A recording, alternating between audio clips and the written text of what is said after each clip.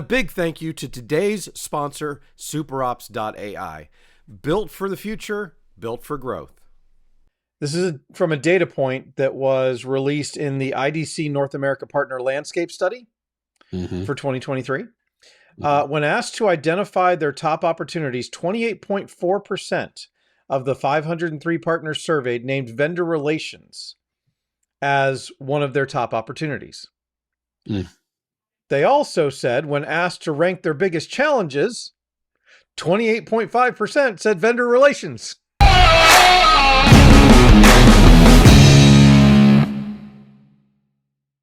We'll talk about vendor relations. What's up, everybody? Welcome to the All Things MSP podcast. I'm your host, Justin Escar. With me always is my good friend, podcast producer extraordinaire, pirate, the man, the myth, the legend, Mr. Eric Anthony. We're talking about vendor management. We started, I'm assuming this is going to make that part will make the pre-roll and we'll just carry it over. Or we'll just do some cool editing, loop-de-loop thingies here. Vendor management's tough. Here's a great example of that, Mr. Anthony. When I need to find out who my new rep is at a vendor and I have to call on friends to figure out who it is because I can't manage those relationships. The amount of times I've called you about something at Ignite instead of my own rep, or I've called the CSM for one of my clients who doesn't actually have Ignite through me. They get it direct, but they're so large they have a CSM, and I will call my CSM and I'm not getting her in trouble. I'm not saying anything, but to get something done. And I go after vendors all the time. I pull every string. True story about vendor management. I had a client just yesterday, 2 days ago, had hosted QuickBooks with insert product here. I'm not gonna say who because I don't want to blow up. It's a nonprofit and their servers were down. And I was like, we need their data. And they got we sent a ticket, we need the data. And they sent back being like, our server administrators are currently working on the situation. And we wrote, no, you don't understand. We need the QuickBooks file. We need it now. And they didn't write back. And so I called their support and I was just like a huge a-hole to the dude on the phone. I was like, and I literally, if you're watching on YouTube, this will be a good graphic. Listen, you don't understand. They're going through an audit. And if they don't get their data right now, they're not going to get their funding. And if they don't get their funding, you personally are going to be the one who's going to be responsible for 150 underprivileged girls who live in Harlem not being able to go to college. Do you want that on your conscience? And he's like, I'll get you the file within an hour. Yeah. And they did, by the way. And we canceled their service. Turns out they got breached. They didn't tell anyone.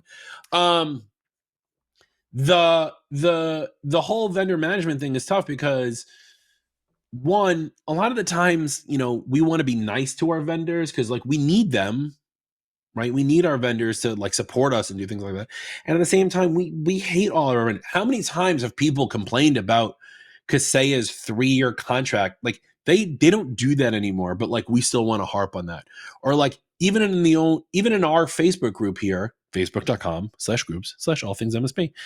Someone will go I'm thinking about using XYZ vendor. And the amount of trollish bullshit that comes up. Yeah. They suck. Use these guys instead. Don't use them. Use this. No, they're great. No, blah, blah. But the problem with vendor management is it comes down to your ability to manage a relationship with a account manager who's also trying to manage their own life and having a job at that company, which may or may not be a good company or may not make, you know what I mean? Yeah. There's so many factors involved and it makes me tired. I mean, vendor management's a thing, right? We've talked about it for a while. Not necessarily us on this podcast, but in the industry, it's been talked about a lot, especially in the last couple of years when we've been relating it to partner experience. The rest of the world is talking about customer experience, right? On this side, when you're talking about vendor and vendor partners, you're talking about partner experience. And there are some companies that do it well, and there are some companies that don't do it well. And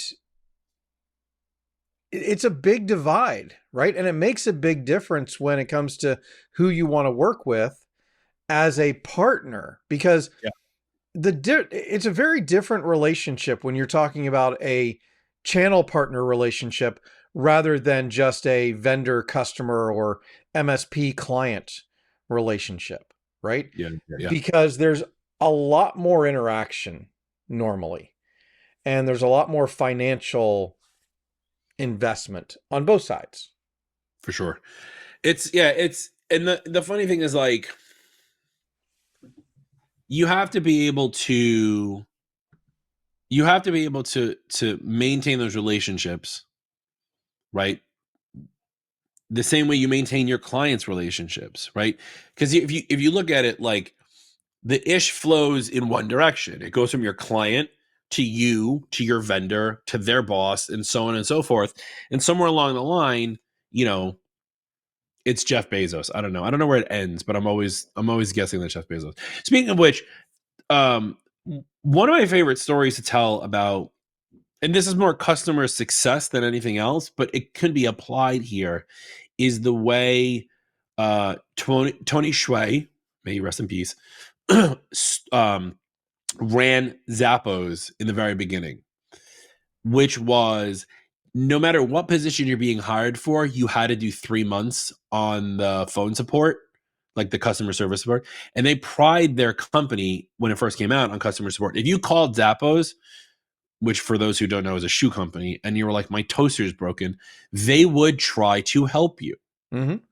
And if you were the new CFO of Zappos, you spent the first 3 months on the phone trying to help some random old person with I'm assuming they're old because they're calling Zappos about their toaster, right? But like, what that did was it helped build their culture internally to be customer service focused.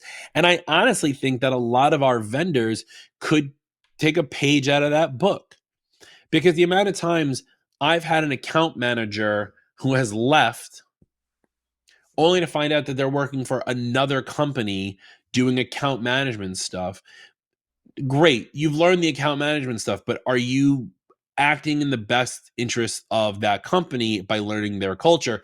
And then you run into that problem also. So like, there's like too many peas in the pod here for this, because it's you, the MSP, the day you're having, your client, the day they're having, your account manager, the day they're having, their boss, their boss's boss, their boss's boss, Eric, me, because obviously we're involved. And like, you know what I mean? Like, it's just, it gets heavy, and it's understandable why a lot of people just flat out hate dealing with vendors. Yeah. Yeah. I mean, and this is, CompT has done a lot of research on this, and I just pulled this up while you were talking. The importance of good partner experience practices in choosing a vendor. Okay. Yeah. So 35% say it's critical. And by critical, they will only work with vendors that have a seamless partner experience. Okay. I'm down for that. 57% say it's important, meaning they will accept minor deficiencies if the revenue opportunity is high. But only if the revenue opportunity is high. Yeah, but that's not even a definitive. What's it mean that the revenue opportunity is high? If I resell, Microsoft Office, the revenue isn't high. Like, where's the break point there? So my guess is that it's, for me, if I was an MSP right now, I'd really want at least 35 to 50% markup. If I'm just reselling a product. Now, obviously on labor, that's it's different. Right. Yeah. Okay, fine. I'm down with that. But if 50%, yeah, I will accept small deficiencies if I'm still getting 35 to 50%. Right. I'm fine with that. I'm okay. But that's 92% either think it's critical or important. Those other 8% are going to be out of business real fast. Well, they just said they just say it's a nice to have. Right? What are they just managing their own ish and like not worrying about it? Do they just think that like everyone's, because I guarantee you the MSP that says it's a nice to have and then had to go deal with this hosted QuickBooks solution. Right. What were they doing for the client? Their client must be so mad at them all the time. And here's another interesting one. And this should really get the vendors, to be worried about this. It says 50% of channel firms have dropped a vendor due to poor partner experience practices in the last 2 years. 50%. 50%. So you're saying 50% of MSPs will drop a partner due to piss poor performance. Have. Not will, have. We've dropped partners before, not because of performance, but just because of a lack of engagement from our own team. Yeah. The thing is, like, I would only pick partners from the get-go that I know have, like, I don't want to partner with I mean, I have in the past, but like, I don't want to partner with the newbies that are like, we're going to disrupt the, I don't know, accounting world. Like, I wouldn't do that. I wouldn't do that to my client. Actually, you know what? I've done that before. Years ago, there was some new product, some new hot product on the market that basically allowed you to spin up your own private Dropbox. That's what they were advertising. We're Uber for Dropbox.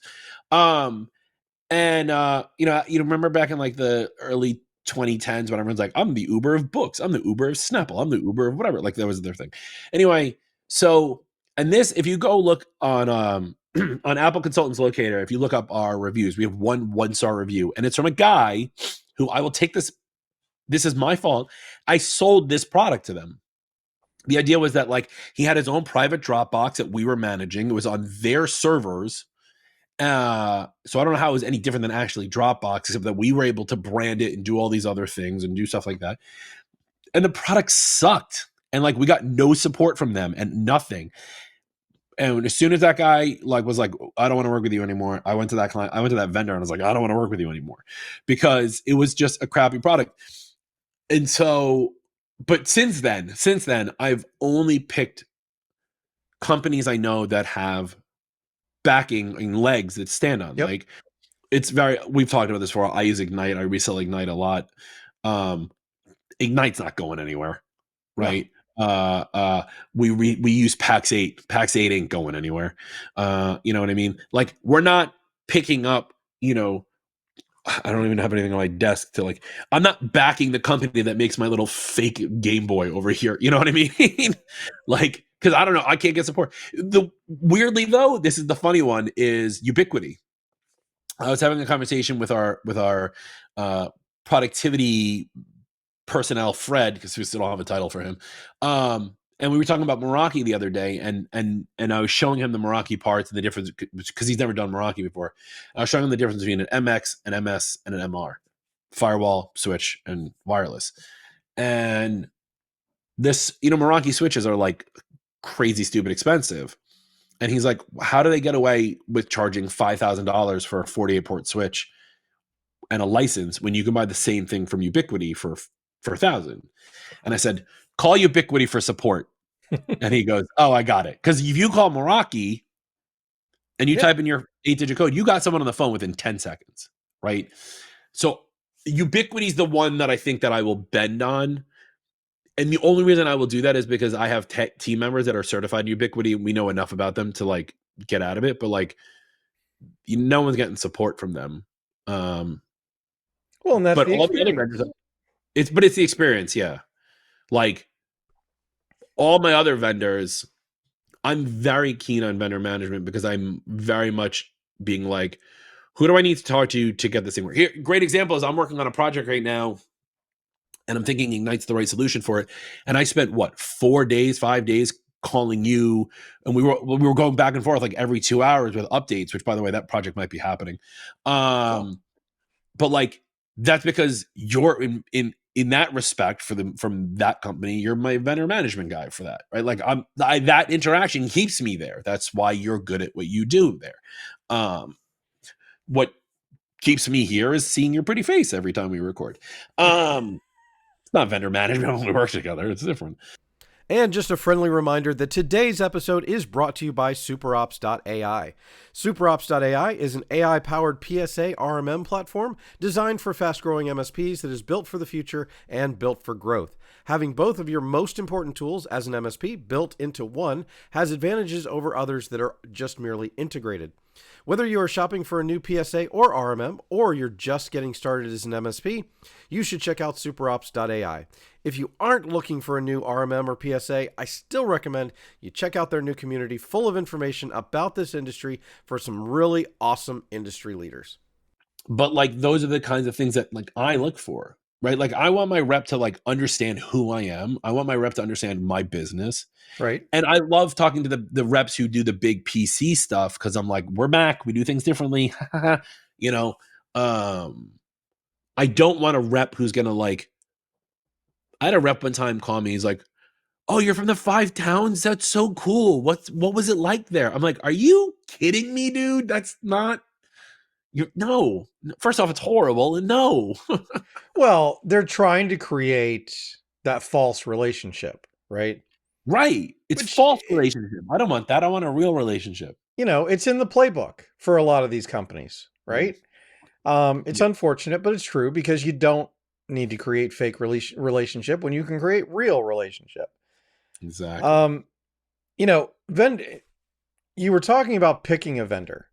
Vendor vetting is a huge thing and it's really important. In fact, we just so we created this initiative at CompTIA CCF last year, and we actually went over it with people at ChannelCon this year as well, because we actually did some work on it and then presented it.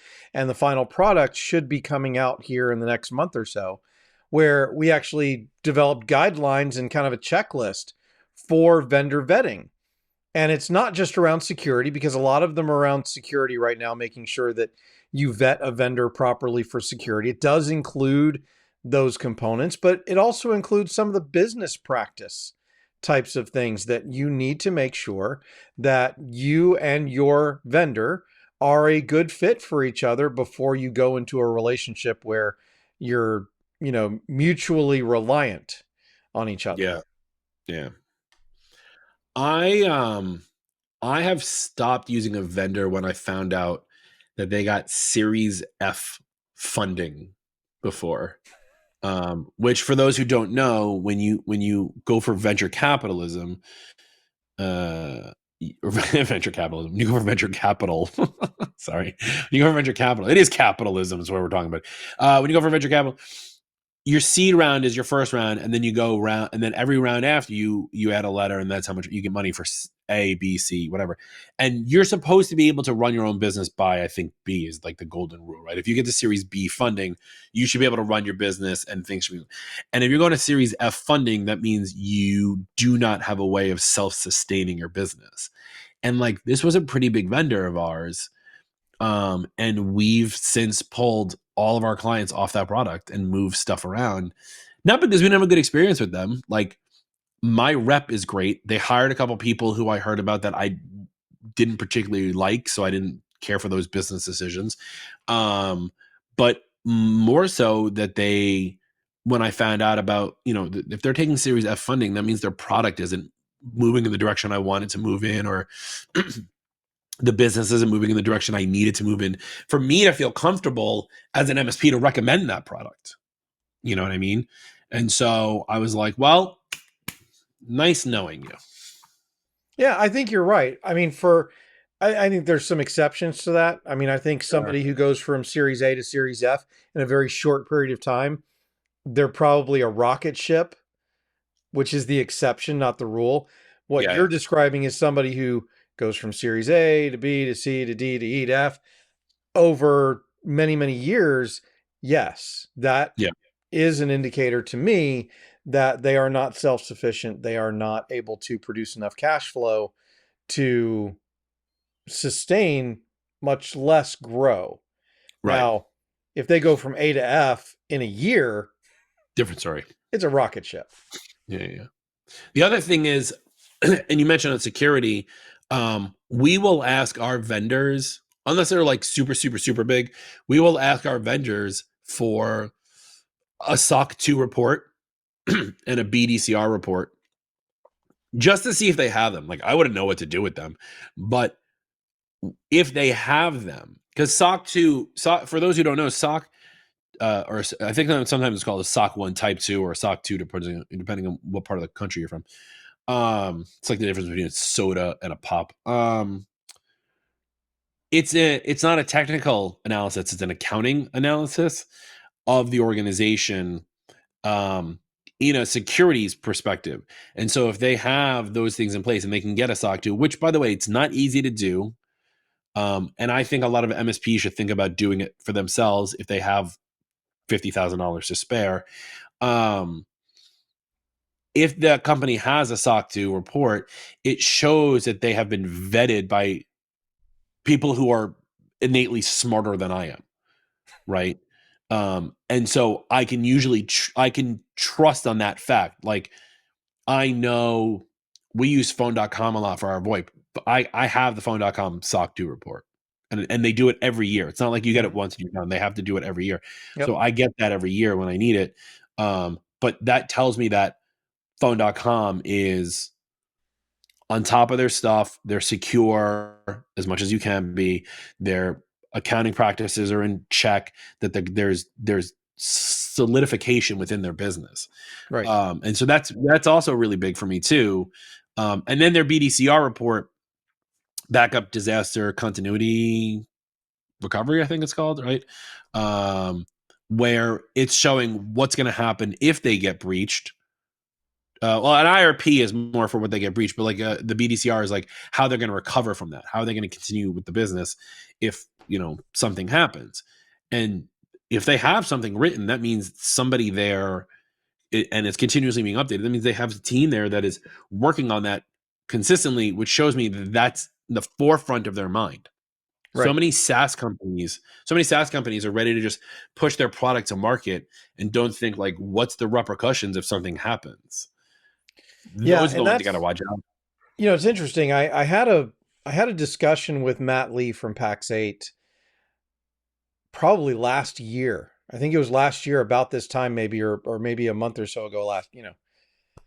Several, but we had a discussion about how much easier it is for new vendors to have that type of information because they've grown up in an era where BCDR matters, right? Right. They've grown up without the technical debt that they have to go back and fix before they can be as secure as they should be. So it's really interesting when you start looking at, especially some of these older companies, that their technical debt is so large that it's very hard for them to comply with some of these newer things. Yeah, and especially with compliance. I mean, we've talked about compliance before, and so much changing in 2020, and we'll probably talk about compliance like 7 times over. I think there we go. It's getting a little choppy. I'm not sure if it's me or you. We've talked about this before. We've talked about compliance on past episodes, and I'm sure we'll talk about it 14 times next year. But some of these older companies that need to stay on top of that, my look on it is, if they have the staff to run with it and be on top of it, you're A-okay in my book. You know what I mean? Teaser alert, by the way, we actually have a guest lined up, just not scheduled yet, to talk about MSPs creating a compliance practice as part of their MSP. So that podcast should be coming up within the next 30 to 60 days. Or if you're listening to this next summer, it already happened and you have to go back an episode. Well, but then you can just go find it, and play it and find out how to add a compliancy practice to your MSP. All things time traveling. All right. So what I want from the audience is tell us in the Facebook group, facebook.com/group/all things MSP. You should know that by now. Tell us a vendor that you like. I don't want negative here. I want only positives. Okay. I know that's hard for some of you keyboard warriors out there. Only positives. Tell us a vendor that you like and tell us why. Yep. What about that vendor? What about your interactions with that vendor do you like? Right? Don't just straight up be like, I like Liquid Death because it tastes good. No, I like Liquid Death because it tastes good. They have really good marketing. My interactions with them are always fun and exciting. Like something like that, right? I've never interacted with Liquid Death. Hashtag not a sponsor. Please be a sponsor. But yeah, tell us who you like, because like I said earlier, there's always been that like, should I go with this company or that company? And everyone gets all negative. I want only positive. Let's try. And I don't know when this episode's coming out, but let's try for 2024 more positivity in the All Things MSP Facebook group. There we go. That's what we've always strived for. Less drama.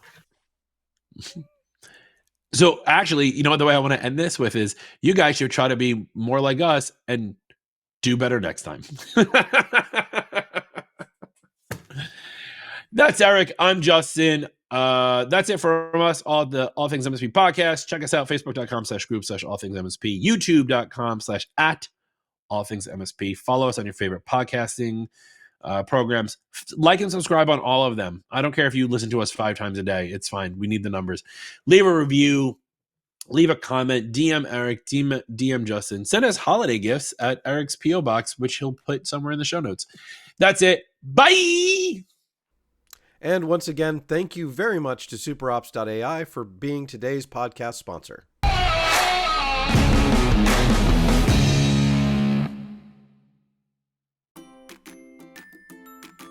From your host, Justin Escar, and myself, thank you for listening to the All Things MSP podcast. Join the All Things MSP Facebook group or follow us on LinkedIn, Instagram, and YouTube. The All Things MSP podcast is a BizPow LLC production, and even though we drink a lot of it, this podcast is still not sponsored by Liquid Death.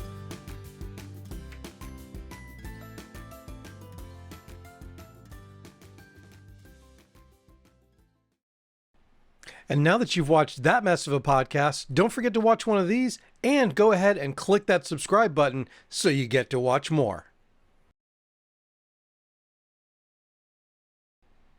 Yeah, just go ahead and do it. Click the button and then watch one of the other videos. I'm watching.